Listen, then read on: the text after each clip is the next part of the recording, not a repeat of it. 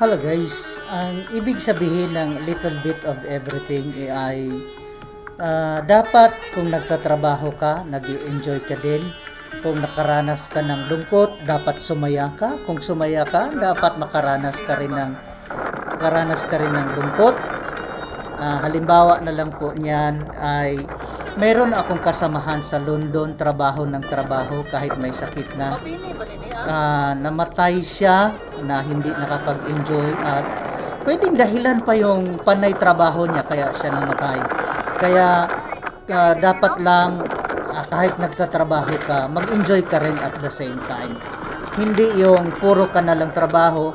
Yung iba naman, puro naman saya hanggang sa nalubog na sa utang. Hindi na makaahon sa utang. Karamihan kasi puro na rin puro na bisyo, puro na kalayawan. Kahit hindi naman kaya ng budget, nagpakasasa, nagpakasaya sa pag-iinom, panay handa. Okay lang naman yung maghanda paminsan-minsan, lalo na kung within your budget, pero kung hindi naman naging balanse, hindi na practical na maghanda.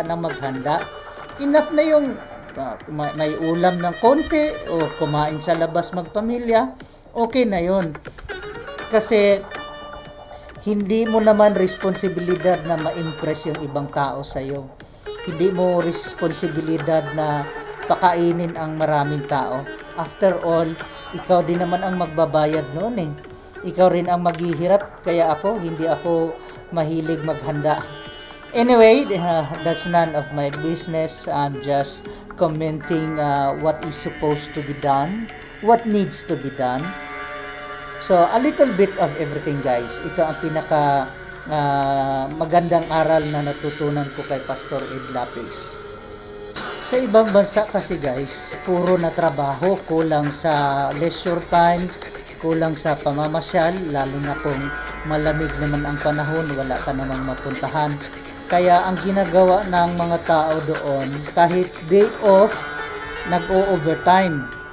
So, dyan nadali si Mrs. dahil nawili sa kikitain, panay overtime niya, panay trabaho niya, at hindi na naging balanse yung buhay niya. Wala siyang leisure time, hindi nakapag-relax, hindi nakapahinga. Kaya sa awa ng Diyos, yun, kinuha na siya ng Panginoon.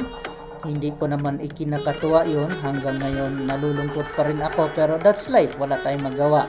So, malaking aral sa akin yun na a little bit of everything. Total, tapos na akong magtrabaho. 20 years akong nagtatrabaho as nurse and pastor.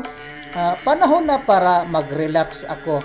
After all, who do I work for? Para kanino pa ba ako magpakahirap, magbanat ng buto para sumarap yung buhay? Panahon ko na para mag-enjoy. I'm just enjoying the fruit of my labor now. Kaya, thank you, Lord. Thank you for watching. If you learned something from this, guys, please like, share, or follow for more.